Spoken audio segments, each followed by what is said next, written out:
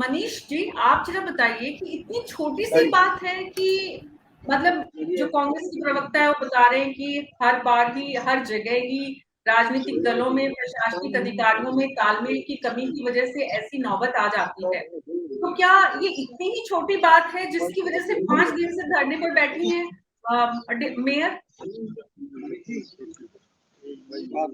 अभिनव जी, बात यह है कि ये सही नहीं कह रहे हैं। 2 साल हो गए बोर्ड बने हुए, ज्यादा टाइम हुआ, एक मीटिंग हुई है। जो कानून है वो 60 दिनों में एक मीटिंग होनी चाहिए, धारा 51 में साफ लिखा हुआ है नगर पालिका अधिनियम में, उसको फॉलो नहीं कर रहे हैं। कमेटियां बननी चाहिए धारा 55 में, और उसके तहत कमेटियां नहीं बनी है। अल्टीमेटली सारा विकास काम ठप पड़ा है। जो गंदी गलियों की सफाई है उसके लिए भी हमने मुख्य सचिव उषा शर्मा जी को ज्ञापन दिया, उसके बाद में धरना दिया, उसके बाद में उन्होंने आदेश दिया, तब जाके गंदी गलियों की सफाई का ठेका हुआ है। लेकिन उसमें भी अभी तक पूरा काम नहीं किया है। तो अल्टीमेटली हो क्या रहा है, ऊपर की व्यवस्था ठीक नहीं है, तो नगर निगम इतना आराम से नहीं चल रहा है जितना भरत जी बता रहे हैं। दूसरी बात, आप समझिए कि जो जयपुर के सांसद है रामचरण बोरा, उन्होंने सीओ को कहा ये करिए, उन्हें जो हमारे विधायक हैं उन्होंने कहा, लेकिन अल्टीमेटली कुछ हुआ नहीं। और सबसे बड़ी बात है, आज जो ये खुद यहाँ पर बैठी है धरना लगा के, एक मुखिया, उसको धरना देना पड़ रहा है।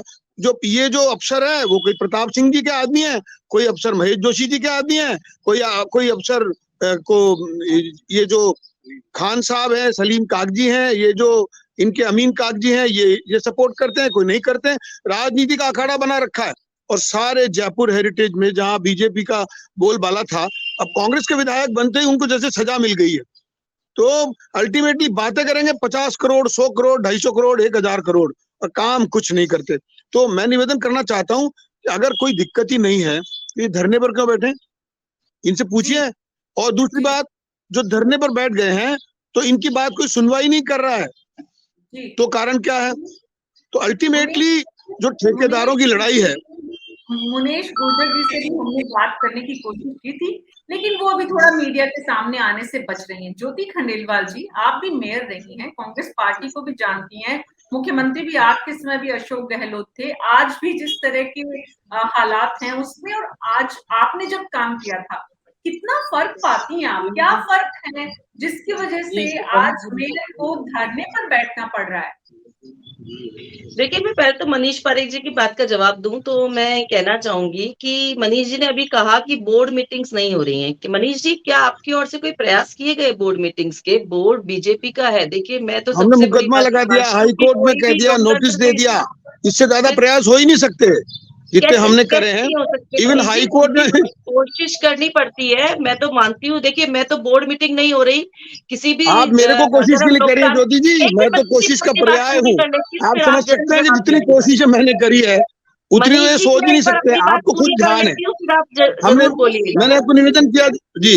मनीष जी बोलने दीजिए ज्योति को, प्लीज। आप जी सभी से जी रिक्वेस्ट है, जब कोई बोल रहा है मेहमान, आप बीच में ना बोले, क्योंकि सबको बोलने का पूरा मौका और अवसर और समय मिलेगा। ज्योति जी को बोलने दीजिए। जी ज्योति जी। देखिए, मेरा ये मानना है मीना जी कि 74th अमेंडमेंट के तहत जो शहरी सरकार को ये दर्जा दिया गया है, और इस दर्जे के तहत ये बहुत जरूरी है कि लोकतांत्रिक प्रक्रियाओं की पूरी तरीके से पालना की जाए।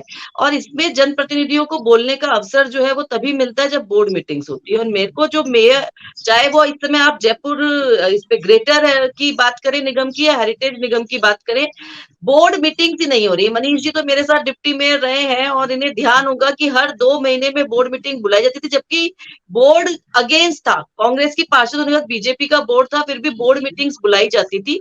बोर्ड मीटिंग्स बुलाने से मेरा ये मानना है कि निश्चित रूप से जो दबाव आपको अधिकारियों पे दबाव चाहिए, जो काम करने का दबाव चाहिए, जो जनता के लिए काम करने के लिए, जनता के हित के काम करने का दबाव चाहिए, वो बोर्ड मीटिंग्स में पूरा होता है, जहां जनप्रतिनिधि अपने वार्ड की समस्याओं को दूर करने की कोशिश के लिए बोलते हैं, अपनी बात को उठाते हैं। लेकिन हम देख रहे हैं कि दोनों ही निगमों में स्थितियां ये हो गई है कि बोर्ड मीटिंग्स ही नहीं होती है, यहाँ तक कि बजट की बोर्ड मीटिंग्स भी नहीं हो रही है। तो ऐसे में ये बहुत जरूरी, मैं तो सबसे पहली बात ये मानती हूँ कि आप बोर्ड मीटिंग्स बुलाइए। जनप्रतिनिधि जो पार्षद जो चुनकर के आए हैं वो अपने क्षेत्र की समस्याओं को वहां पर बोल सके। कोई अधिकारी अगर काम नहीं कर रहा है तो उस काम को करने के लिए बोर्ड मीटिंग में उसकी सुनिश्चितता की जा सके, वहां पर अपनी बात को रखा जा सके।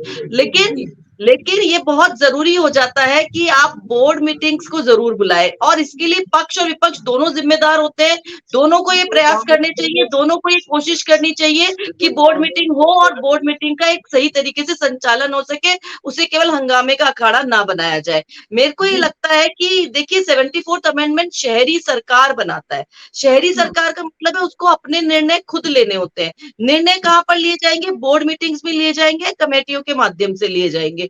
लेकिन अगर आप बोर्ड मीटिंग्स ही नहीं आयोजित करेंगे तो ये मुझे बहुत गलत परंपरा लगती है एक लोकतांत्रिक प्रक्रिया के तहत।